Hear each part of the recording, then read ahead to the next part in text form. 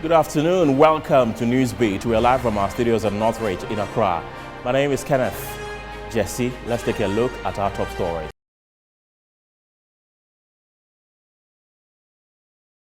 Police intensify operations to arrest a gang of armed men who shot dead two persons and robbed a gold buying shop at Asaman over the weekend in the Tiwa East municipality of the Eastern region. Also coming up, national leadership of the ruling New Patriotic Party calls for a united front to maintain power in the 2024 elections following the party's 2022 regional executive elections over the weekend. We bring you expert analysis and fallout. MP for North Tron Samuel Daqua urges new leadership direction for Ghana as he vehemently speaks against government's 995 presidential staffer list. He joins us on Newsbeat.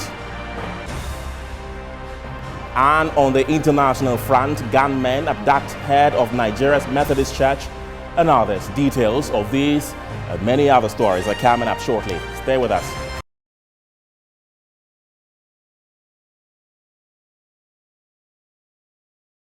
Welcome to the program. The much-anticipated New Patriotic Party Delegates Conference for the election of regional executives have been held.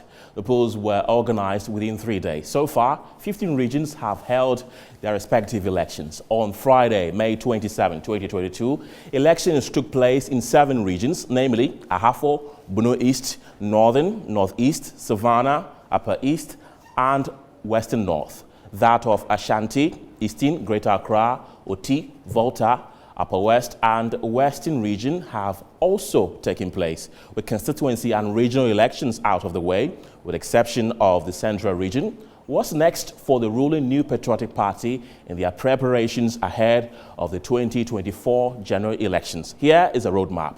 The election in the Bono East was held on Sunday, May 29, 2022. The only outstanding election is that of the Central region, where polls have been suspended until further notice due to a court action. While some incumbents retained their positions, others failed in their re-election bids, paving the way for fresh entrants to take over the job at the regional level.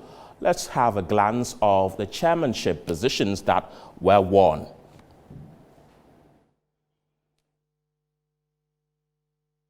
Start from the Ashanti region, where Chairman Wontumi was retained, and this is his 3rd time running for that position and 3rd time lucky he's won. Now to the Bono East region, where Kwame Bafo was also retained. He's the incumbent. To Bono East, the incumbent Thomas Edu Appiah lost to a new entrant in the person of Ibrahim Baba Bukari. To the Eastern region, where Jeffrey Kunedu Ado, who was the incumbent and has been retained. To the Greater Accra region, where we have Divine Otu. He's the incumbent who won by 6-vote margin. He escaped defeat by the skin of the teeth. Now to the Northeast region, where the incumbent was also retained. So in the Northern region also, Amadou Inusa, who is the incumbent, was also retained. To the Oti region, where Evans Yao Tapa, the incumbent, was retained. To the Savannah region, where Alhaji Suleimana Idrisu, the incumbent, was retained. Let's go to the Upper East region, where Muhammad Mutala Ibrahim, who was also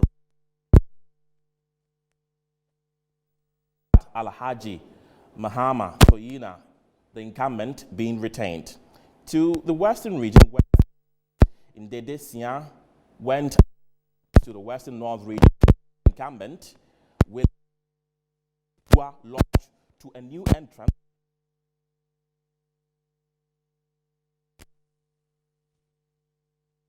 Also, so this is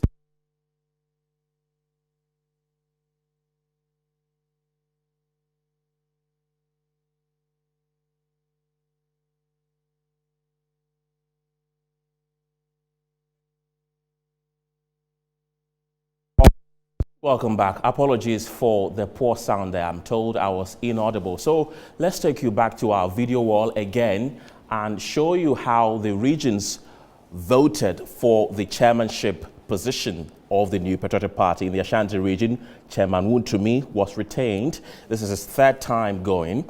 And in the Bunu region, we had Kwame Bafo, popularly known as Abronya DC, being retained as the incumbent. In Bunu East, the incumbent Thomas Edu Appiah lost to a new entrant in the person of Ibrahim Baba Bukari. In the Eastern region, Jeffrey Kunedu Ado was retained as the incumbent. In the Greater Accra region, Divine Otu, the incumbent, was retained by just a 6-vote margin. He escaped defeat by the skin of the teeth.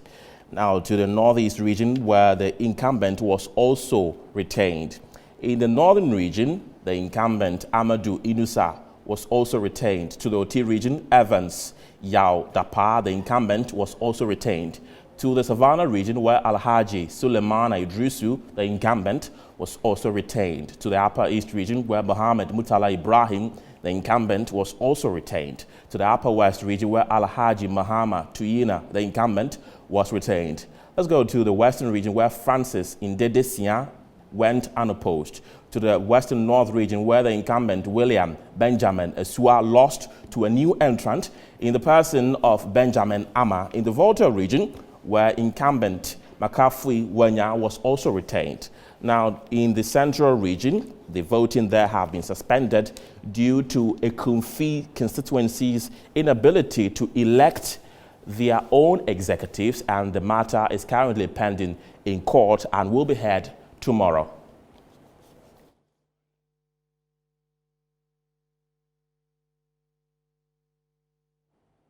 Let's still stay in the Central region to understand what has transpired since last Friday when the election was injected. First hearing on the matter in court is scheduled for Thursday, June 2nd. Our regional correspondent Akwesi Ado joins us. For more, Akwesi, what more can you tell us? Hello, Akwesi, can you hear me? Yeah, you can. Yes, you've been speaking to leadership of the party in the region. What have they been saying? Yeah, so just as you mentioned, the report is expected to on Thursday, June 2nd. But ahead of that, I've been trying to find out from the regional executives what they have been doing about the fact that a committee constituency is holding the entire region into a ransom, because we do have 23 constituencies staying in the central region. 32 out of the constituencies have been able to have their executives elected for their respective constituencies, with the exception of a committee where 1 or 2 issues is still holding that particular elections. Now, what Richard Techimena, the regional secretary, has been telling me is that they have been trying to get in touch with the aggrieved members of the party to find out if they can soften their stance to pave way for the regional elections. But in contradiction, one of the members who are picked has also been telling me that, in fact, as of now, they have not been reached out by either the regional or any national executive member of the new Patriotic Party, and so they are only waiting for the court to sit on the case on Thursday to make a final determination on the matter. But Ken, let us have it in our minds that the committee has not been able to have their executives elected because one of the contestants of that particular elections was being ordered by the National Peace Committee of the NPP to render an apology to the current regional chairman of the NPP, Robert Putin, for being selected to him. But that member has decided not to carry that particular exercise. Party executives decided to hold their executive until that particular action is done. Right. Akwesi Ado, thank you very much for speaking to us this afternoon. In a related development, pollster Benefson has explained that the retirement of Bernard Entwibuesiako, popularly known as Chairman Wontumi, is not so much of a good news for the new Patriotic Party. According to him, the leadership of Chairman Wontumi has only resulted in a downward slide of the party's numbers in the Ashanti region. I think that for the observers like us, is not too much of a good news for the MPP. Why? Here is somebody on his first term, the MPP got 76%. in Ashanti. In 2020, they went down to 71.6, nearly 5% down. Now, in years that the NDC have won elections, the MPP had gone to 70 or 69%, especially in Ashanti, and below 60 in Eastern. So I don't know what is going to make him change to stop the downward slide of the MPP in their home base. I mean, maybe, for the delegates, this could be cocoa season. They may have been influenced by perhaps money. But if you are looking at technically the downward slide and how close, 2020, Akufo-Addo won by the inarticulate expressions of Mahama on the free status. Right. Because many people did not get clear his view of progressive free status. People thought that when he came, he was going to cancel it. So from 76 to 71.6, what is the guarantee that is going to improve? Bear in mind that it's not going to be the candidate for 2016. It's going to be, the MPP is going to elect a new candidate. So it makes the MPP, there's nothing new that Wontumi would do that I think he didn't do in 2020. So Earlier projected that Bernard and Ntwibua was going to lose, and here we are, he's won. What could have happened? Well, I think that, we did work there before the elections of the polling station executives. We did work there before the constituency election. And clearly, they were displeased with his handling. The last straw being the offices he hired, he couldn't pay the rent and they were thrown out. But, these elections for the delegates, it's like cocoa season for them. So, but many of them, the delegates, those that we talked to, expressed the view that they think that they will give somebody else a chance. So to help us appreciate what the overall outcome of the just ended regional executive election mean to the MPP, I'm joined by Dr. Bonsu Osei Owusu, a political analyst. Welcome, Doc, to the show. First of all, what's your overall assessment of the election? Thank you. I think it was peaceful. If you look at the polling station and the constituency elections, this one was very peaceful.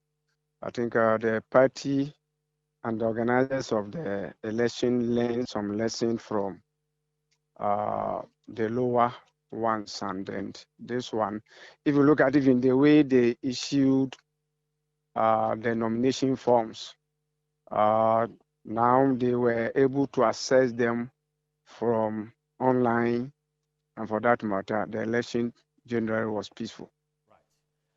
To the voter region where we have seen the incumbent chairman retained, a region where the MPP has been struggling to make any significant headway. What does this mean? We see that majority may not be comfortable with their party and their executives, but you know that there was no region where they had about 1,000 delegates. So the fact that they were able to retain their seat does not mean that the general populace are happy with their performance. Okay. And another issue raised against the Ashanti Regional Chairman, Chairman Wontumi, was that performance of the party declined in the 2020 general elections. Some analysts even predicted that he was going to lose, but in the end he prevailed. How significant is this to the fortunes of the party in the 2024 general elections? He might have learned some lesson from the comment before the election. And this also shows that there's a need to change his style of administration. Okay. Dr. Bonsu Osei, thank you very much for speaking to us this afternoon. He's a political analyst there. You're still watching Newsbeat. Now, with constituency and regional elections out of the way, with the exception of the central region, of course, what's next for the ruling New Patriotic Party in their preparations ahead of the 2024 general elections? Here is the roadmap. So, timelines for MPP internal elections activities, constituency elections from April 2022 to April 24, 2022. The status is it has been done. Regional elections was to be held from May 27, 2022 to May 29, 2022. Done with the exception of the central region, which is currently in court. The national one is to be held from July 14 to July 16, 2022. It is yet to be done.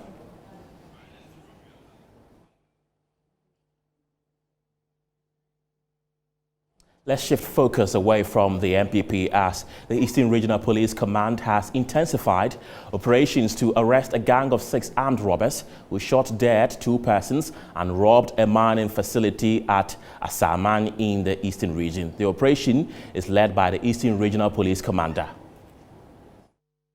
The broad daylight robbery, which according to residents lasted about 11 minutes, saw the security man of the gold buying company, one Kenneth Appiah, shot dead. The 6 armed men made away with over 1 million Ghana cedis cash before shooting to death another man who confronted them. When Metro News got to the scene, dozens of residents and others had gathered at the premises of the gold buying company, assisting some personnel of the Ghana Police Service with investigations. They are standing outside with guns and demanded for the money. The amount was about 1 million plus. 1 million Ghana cedis plus. The security man, they fatally shot our security man while they were crossing the road. They also shot another person dead. I saw 6 of the armed robbers. They were all not wearing masks. The language they were speaking indicates that they are Fulani men.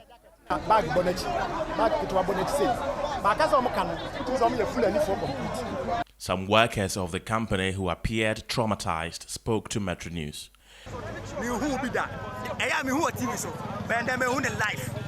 I have never seen such a thing in real life before.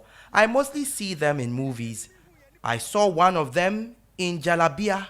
They were just shooting in the air and people were just running for their lives, hence unable to approach the scene.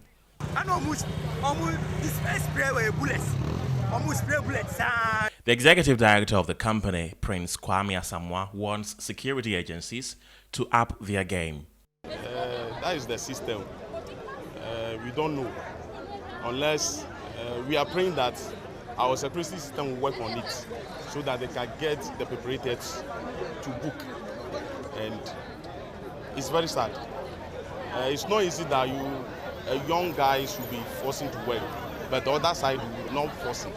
Like they just want to be free or robbing or those things. It's not good. Let's still stay in the Eastern region, and I've been joined by resident correspondent Kofi Aj for the latest. Kofi, welcome to the show. You have been speaking to the Regional Police Command. What have you gathered so far? For now, the Regional Police Command are saying that they will send the dead bodies to Accra Police Hospital for the body to be preserved there for some time as the investigation are going on. And they are launched a manhunting. When I got to the scene this morning, the other gold shops at the area are calling on the police to give them proper security because it seems this is not the first time this happened. And it always happened in the afternoon when they are ready to pay people who have come to buy gold and other things. Right. Some of the residents also suspect there are people inside there who are giving these robbers information for them to come and attack them. Right. And what is the state of the company and its workers? I'm assuming that they will be very much traumatized. Yes. The people here today, I'm not sure they are going to open the shop today. But when I got somebody gave me the shop owner's number to call. I've been calling him, but he's not picking. But I'll still stay around till I get him. It seems everybody is scared. They are not ready to come to the shop this time. Maybe some other time, maybe next week or whatever. But I'm not sure they'll be able to operate this week. Right. Yes. Right. Is this the first of such incidents in that region? No. This is not the first time. I think on 24th of this month, the same thing happened at Edukrom, a town near Chebi. But those guys were arrested the next day. That was the 25th. The police were able to arrest them. I called the divisional police command this morning, but he said he is driving and that he will get back to me. Right. But he confirmed that they got these guys on 25th, the next day after they robbed another shop at Edukrom near Chebi. Do those guys that were arrested earlier have any link to the recent incident? No, I don't think so. He's saying those guys they arrested, they were lucky because the information they got was that those guys were not from Chebi, but another gang from Chebi gave them information and they came on the way from Obuasi to do the operation. And because they don't know the area that much, they were able to get them arrested. Right. Kofi Aj, thank you very much. We'll come to you later in a subsequent bulletin for more update on this issue. Away from that, the Member of Parliament for North Ton, Samuel Okudzeto-Ablakwa, has bemoaned the number of appointees serving at the office of the President. Describing a large number of presidential staffers as a dubious validity, the North Ton MP has called on the Council of State to come clear on the number of persons expected to occupy the office. Section of Act 463 of the Presidential Office Act requires the President of the Republic to submit to Parliament an annual report containing information of the number of presidential staff employed at the office, the rank or grade of such staff and employees in the other public service assigned to the office. This appointment by some presidents over the years have raised some concerns over the ideal number to consider, which affect the list submitted to Parliament by President Akufo-Addo this year. Member of Parliament for North Ton, Samuel Okudzeto-Ablakwa, has said some of the appointments are dubious and that calling on the Council of State to give clarity on their role at the presidency. His concerns have, however, been referred to the Finance Committee to be considered.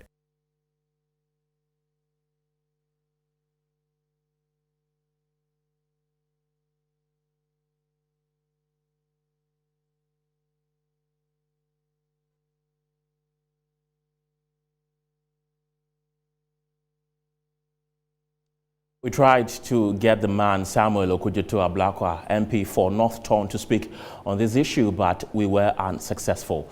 Now, concerned national service personnel have begun an indefinite strike over unpaid arrears. The aggrieved personnel have called the bluff of the National Service Personnel Association, which had called for the group and its action to be disregarded. Yes, we have the national leadership, we have the regional leadership, and also the district leadership. And the fact that the association NASPA, represented by the central regional president, meeting them doesn't validate the fact that they are recognized. But we did that in the sense that they are national service personnel and they have genuine reasons to also voice out.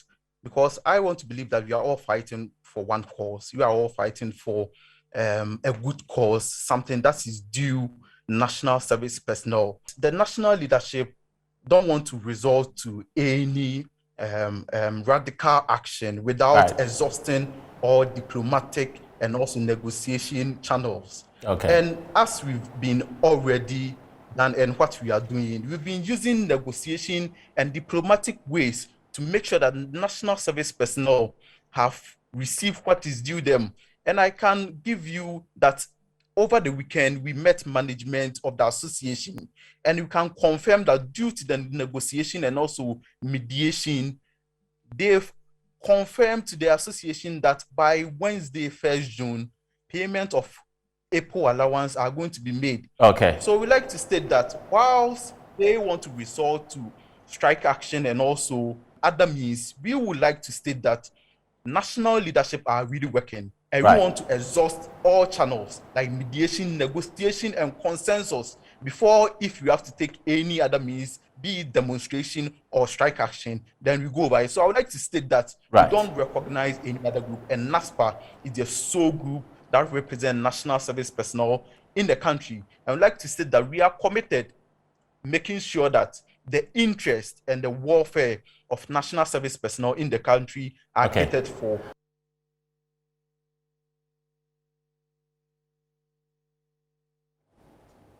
So that was the president of NASPA, Emmanuel Daqua. We've been joined by Bless Amanko, who is the spokesperson of the concerned personnel, for an interview on this. Bless, welcome to the show. Help us understand, what are your demands, because I spoke to you last night. Thank you very much, my brother. My warmest greetings to you and all our viewers, and to the numerous national service personnel in Ghana. Right about 30 minutes ago, I was in a meeting with the National Coordinating Secretary of NASPA, and one Mr. Daniel Dausu, who is the administrator for Central Regional National Service Scheme. And so I want to say for the fact that since yesterday, the authorities have really gone through the processes to help us resolve this issue. So now I think very soon NASPA is going to release a communique to all national service personnel that there has been an engagement with us, after which we'll also release our communique in that effect. Right. So does that mean that your intended strike on the 30th is on hold? Not really. However, the outcome, that is the press release we expecting from NASPA, will determine everything. But I have hope that by the end of the day, we shall have positive feedback and we will all go back to our workplaces. However, we have prepared another letter asking the scheme and the association to see to it that the amount of maize allowance, which is overdue, and that of the subsequent months are paid on time. Right. You had earlier indicated that you were on strike. Can you confirm that to us? Yes. As I speak with you now, I have returned to my hostel on UCC campus, and a lot of our friends are also in their hostels. They did not go to work today.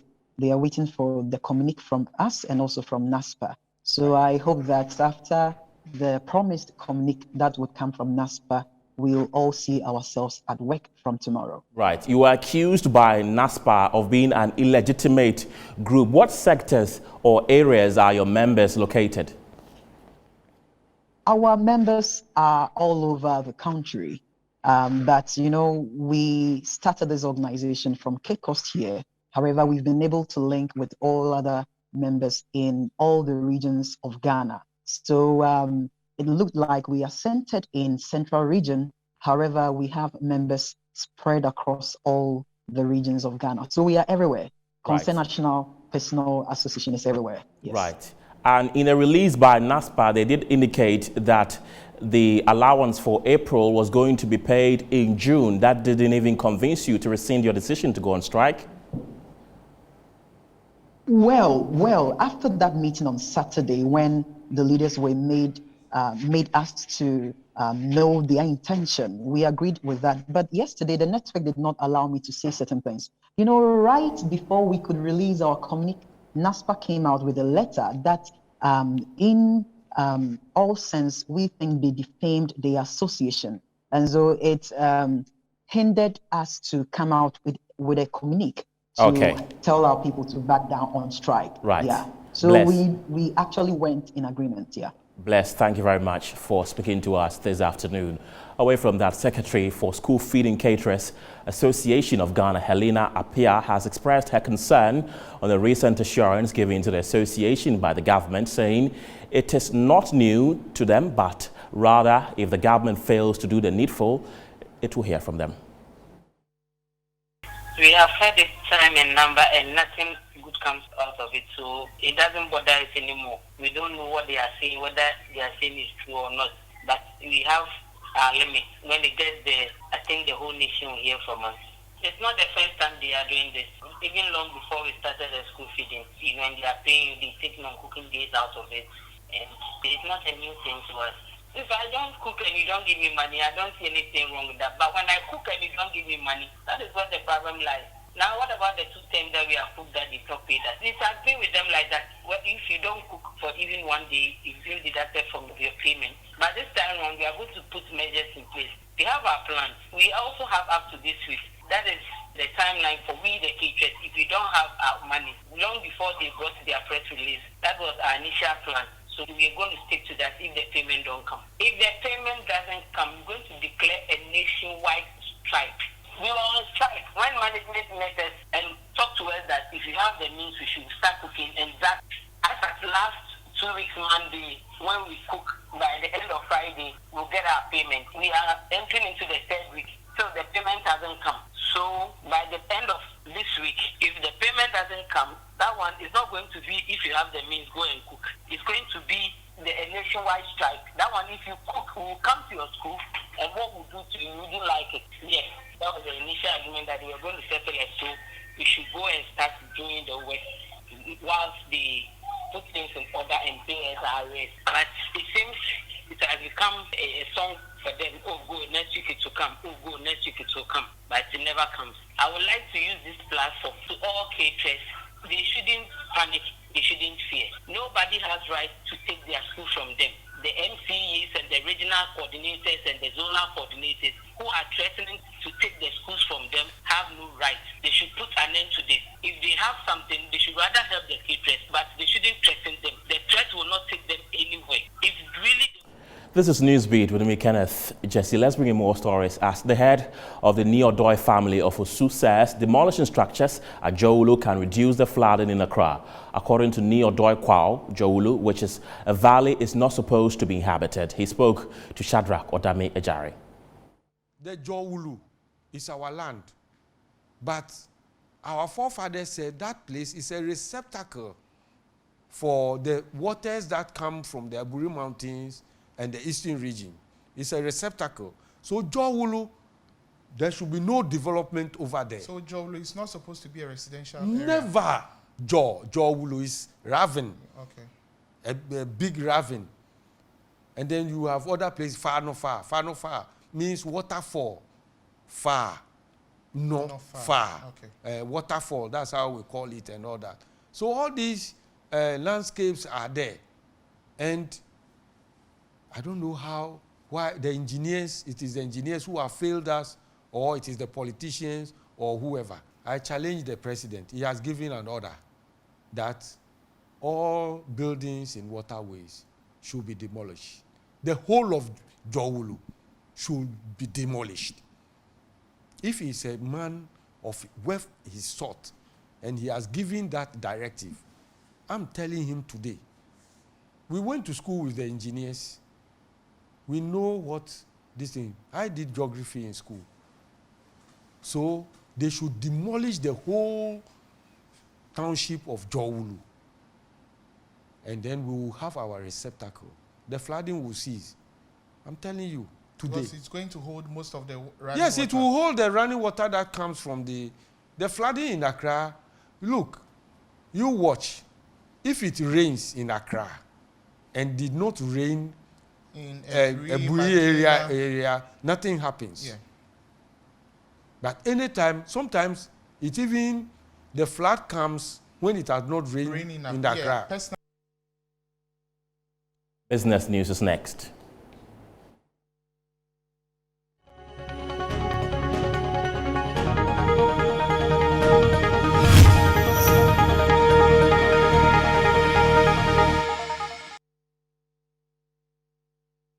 In business today, Ghana has been classified among 10 countries that are at risk of debt distress. The country was scored a mark of 10, meaning it has a 50% or higher chance of defaulting its loans in the next 5 years. This comes after the country's debt reached an alarming level of 391 billion Ghana cedis as of the first quarter of 2022. The 9 other countries alongside Ghana captured by the CFR Sovereign Risk Tracker are Argentina, Lebanon, Pakistan, Russia, Sri Lanka, Tunisia, Ukraine, Venezuela, and Egypt.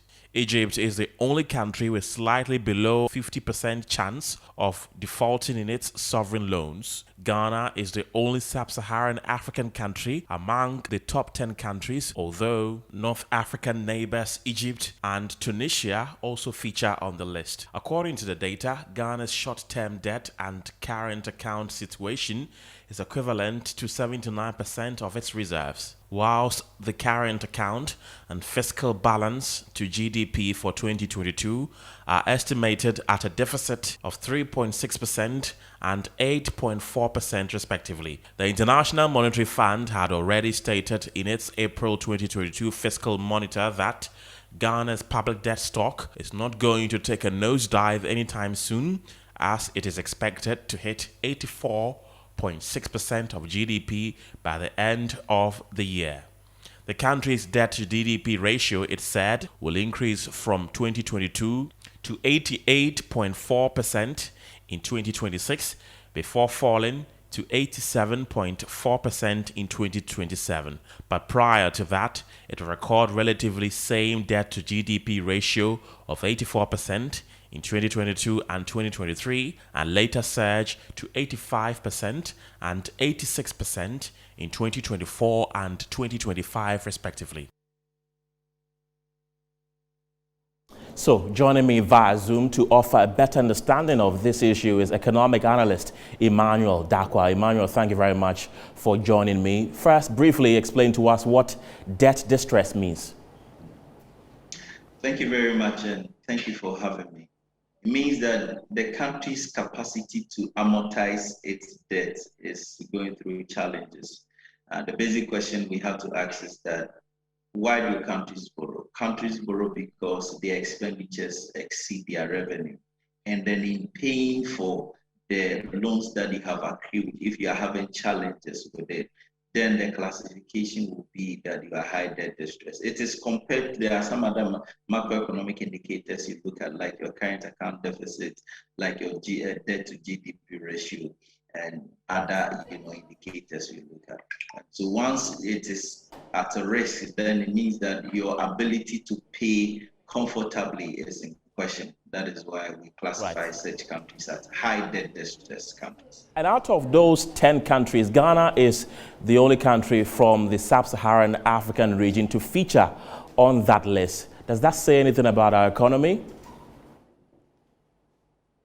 Definitely, and this is not the first time we have been classified as a high debt distress country.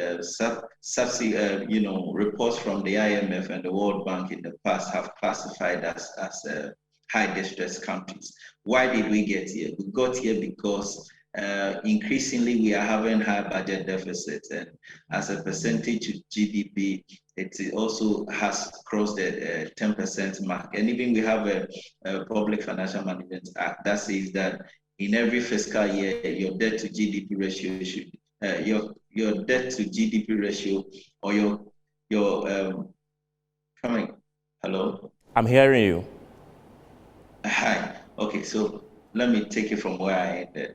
So I'm saying that even with the Public Financial Management Act, that says that in every fiscal year, you shouldn't do more than 5% of GDP in terms of, But we have seen that for the past 2 years, our, fiscal deficit has crossed 10%, largely because of, not only for COVID, but because of the other challenges we are facing on the macro front. And so I think for me, this projection should, we should, as managers of the economy, should look at how best we can bring down the volumes of debt we are accruing, both on the external side and the domestic side.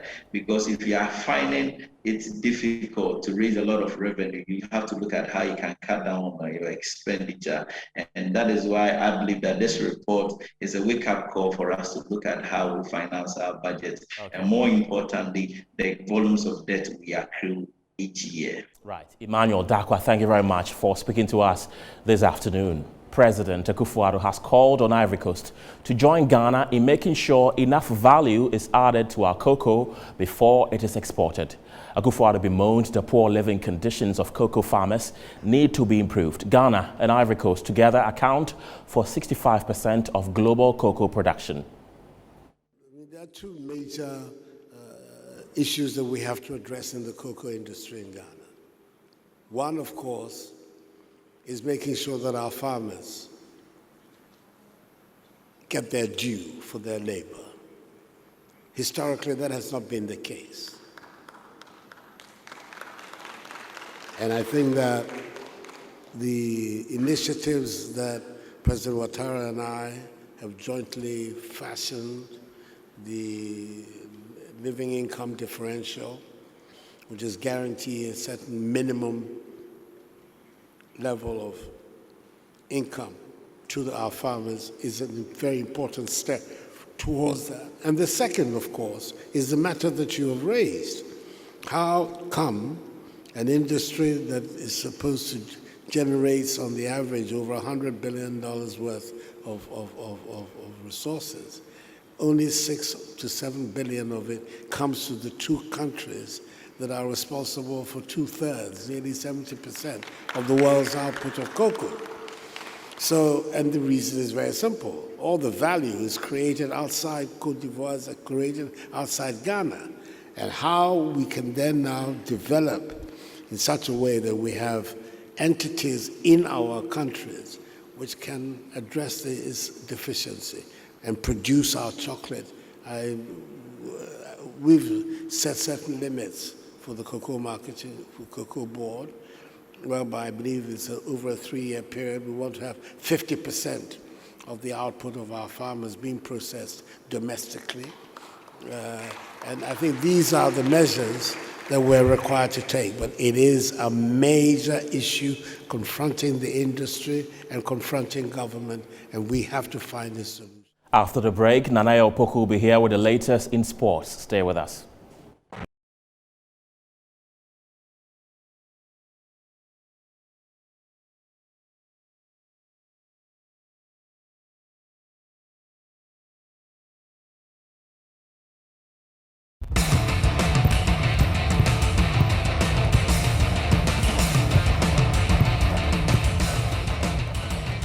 Welcome back. You're still watching Newsbeat live here on Metro Television. Time now for some sports updates. I am Nanaya Opoku. Let's begin from the local fronts, where inspirational Frank Ituga Imbela inked his name into the books of Kumasi Asante Kotoko again with yet another sublime strike to end the Porcupine Warriors a maximum 3 points in Takwa over Mediama Sporting Club on the week 31 of the Ghana Premier League. Coaches of both clubs shared their opinions after the game.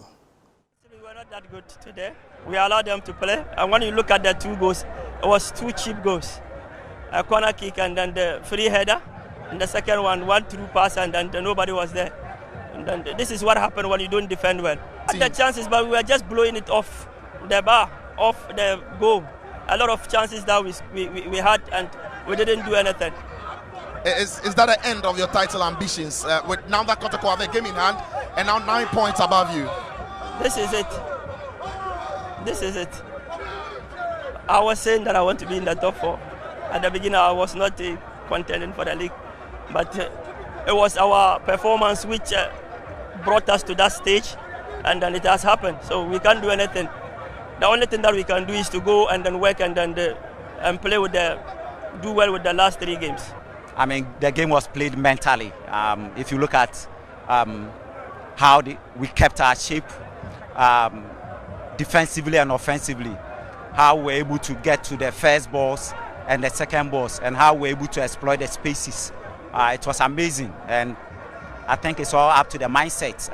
They had that character upstairs as far as the mind is concerned, and they were able to transfer it on the football play. And again, discipline was... That's it for sports. Harriet is standing by with entertainment news. Thank you, Nanaya. It's time for entertainment news.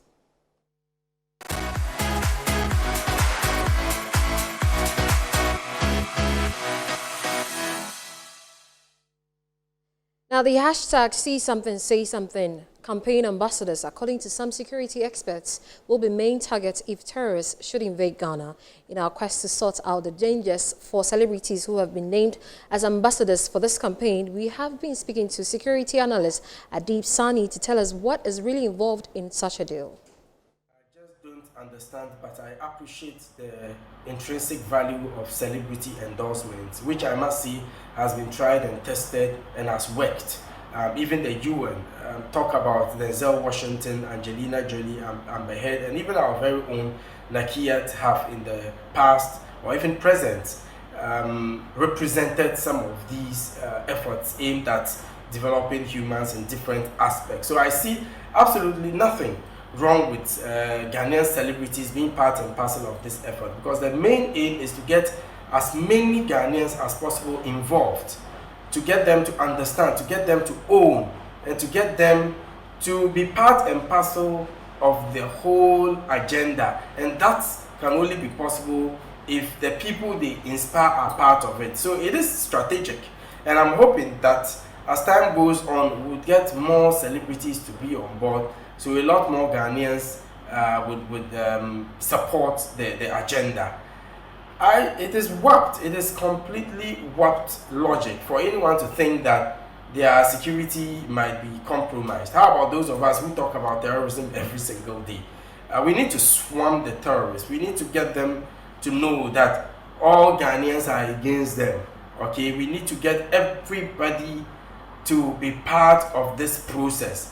So there's absolutely no way terrorists can individually target celebrities because they support this. How about the politicians? How about the information ministry, the national security, the security analysts, the media personnel like yourself who have spoken about this over and over again? Then the terrorist goes after everybody. Like we say, it is indeed the fact, they go after everybody. So I don't think that is in any way going to compromise their security. Actor Morgan Freeman has been permanently banned from entering Russia by Kremlin officials. He is one of the at least 960 Americans on the ban list for being anti-Russian. Freeman is listed at number 840 on the list for a video he created about 2016 presidential election cycle. Morgan Freeman is a well-known film actor who in September 2017 recorded a video message accusing Russia of conspiring against the United States and calling for a fight against Russia. This video is cited for him being on the ban list. Freeman directed and narrated the clip expressing his concerns about Russia's involvement in the election. He advocated for a committee to investigate Russia, stating, "We have been attacked. We are at war." The short clip release featured actor Rob Weiner, who to no surprise is also on the ban list. Russia officials stated that the move is in response to the constant imposed anti-Russian sanctions by the US. Since Russia's invasion of Ukraine, the US has joined with at least 30 allied countries to impose severe sanctions on Russia. Sanctions including freezing the country's central bank assets and limiting exports. In response, Russia has moved forward with banning Americans. Well, that's it for entertainment news on Newsbeat. My name is Harriet Adi Kenneth. Thank you, Harriet. International news is next.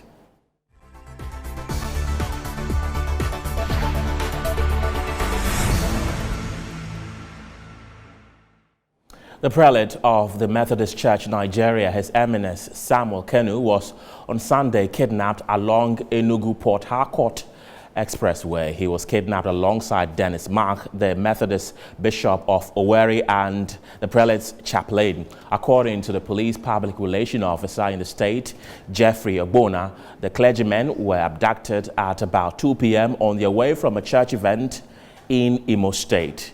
Now, the command's spokesman described the abduction of the clergymen as unfortunate, but gave an assurance that the police were already making efforts to ensure their safe return.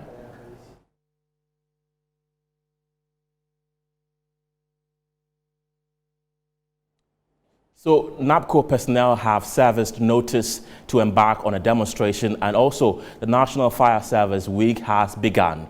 That'll be it for Newsbeat. My name is Kenneth Jesse. Thanks for watching. Bye for now.